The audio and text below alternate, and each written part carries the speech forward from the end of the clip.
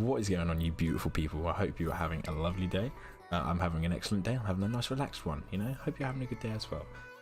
Today's video, we're going to be going over some settings in Apex Legends. These are what I personally feel are the best settings within the game. So there is going to be a little bit of debate whether they are the best, they aren't the best. This is just what works for me. I seem to be doing quite well. It's run like a 5 to 6 KD on most champions. So, you know, try them if they're different to what you do. Try these, see how they go for yourself. Let me know down below how they went for you, and if there's anything different, let me know what you run differently so I can try some things out as well. Before we get into the video, if you do like this video, drop a like down below. It really does help me. Subscribe for more Apex Legends content as well. You know the whole drill. So we'll get straight into the video now. Alright, so my settings are as follows. It's going to be a pretty short video. We're just going to run through it. Impact prompt style, that is on default, same as the start. Button hints are off. I don't like my screen feeling cluttered. I feel with button hints on, it feels a bit like, you know, like the game's trying to tell you what to do too much. And don't like that. But by all means, have it on when you're learning the game, but turn it off once you've got the gist of the game. I'm sorry if my voice cuts out as well. I've got to get the sound right on this. My crosshair damage on feedback, I have it on shield with the icon. This is just so I can see when the shield breaks. I don't have to listen out for it all the time. I can actually see the icon when it breaks. Also tells me what color it is, which is really nice. I don't have to look just at the damage that I'm doing. Damage numbers on both, so this means that basically I have it as stacking, so it counts up the numbers of how much I've done, so I can see the overall amount of damage I've done to somebody, as well as the individual hits that I'm doing. So it's quite nice. I quite like the look of it. I'm eventually going to try it with damage numbers off. Shroud does it. It looks clean. I'm getting used to how much damage guns do now, so I think I might start doing it without. But I'll let you know if I change that. Ping is on default. Yeah, whatever that is on. There's no real reason to turn that off at all. Just because you need to know when people are killing, when people are downing, what guns people are using. It helps out a lot actually when you're coming into a fight, knowing what gun people have. But yeah. Incoming damage feedback, that's on default. I'm pretty sure 3D is default. Stream mode's off. I like to see the name of people. You know, I like to know if I've killed the champion or if I've killed his streamer or something. It's quite fun. Usage Siren, I feel that's pretty good. I mean, it's a free game, so any feedback you can actually give to EA for them to change it, I think that helps out a lot.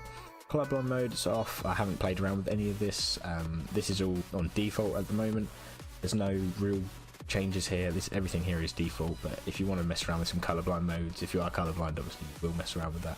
But yeah, right, so we'll get into the controller now. This is the real juicy part of the game, or part of the video rather.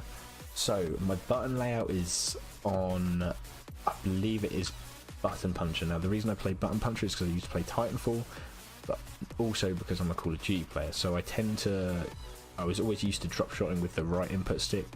I've just always played that way, so I do play on an Elite controller, which I will show you the settings for as well at the end. But yeah, I just find this works better for me. It means that I'm not punching all the time it's quite a click intensive game, so when I'm moving the right analog stick all the time, I'm not accidentally punching people, you know. I'd rather be crouching than accidentally punching. It makes sense, but if you don't like that, don't play it. That's just how I play. My stick layout is default, haven't changed that. Interactive reload, tap, I absolutely hate having to hold to reload. That's one of the things I loathe about PUBG, which is a game I've played heavily in the past.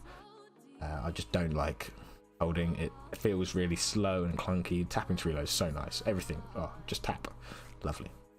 Crouch button, I have that on hold. Now the reason I have this on hold is so I can do bunny hopping better. I do have a video back on the channel some weeks ago now, so I will link that probably up in that corner, I guess, over there somewhere.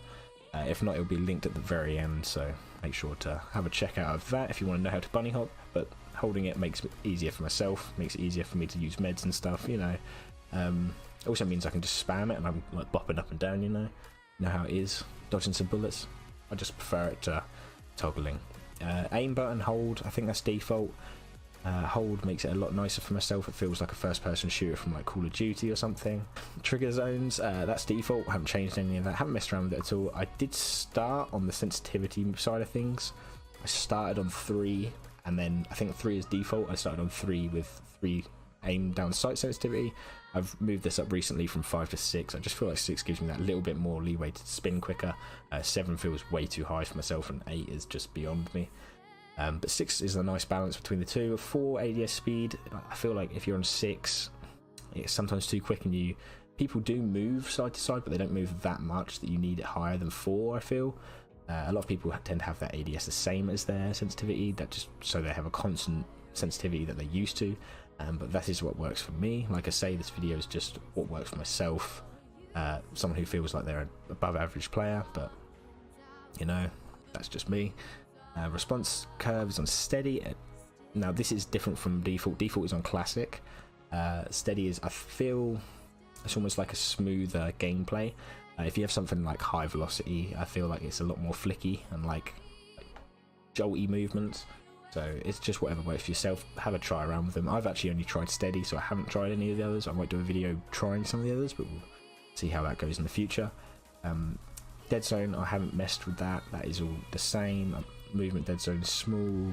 I might have changed that. I don't know what default is, but small is good. It just means that you, when you input something to move, it does it quicker than having a large delay on the dead zone. So basically dead zone is how long it takes for you to click something and then for it to happen. So if I was to move my analog stick, if you had no dead zone, it would move instantly. If you had a lot of dead zone, it would take a while for it to do it, basically. Inverted look off, because I don't know anyone who plays inverted apart from someone called Mr. Inverted on Mixer, but that's literally it. Vibration on, I just like the vibration. My field of view is 110. The reason it's 110 is because I feel like it makes the game feel faster. Some people tend to ask me why I appear to be running quicker than other people. It's because my field of view is on 110. It just makes the game feel a little bit faster, unless you're playing Gibraltar or Caustic, in which case the game feels like you're walking everywhere, but you know, that's just Caustic and Gibraltar for you. Sounds, as you can hear, there is no lobby sounds at the moment. That's surely because I can't stand it.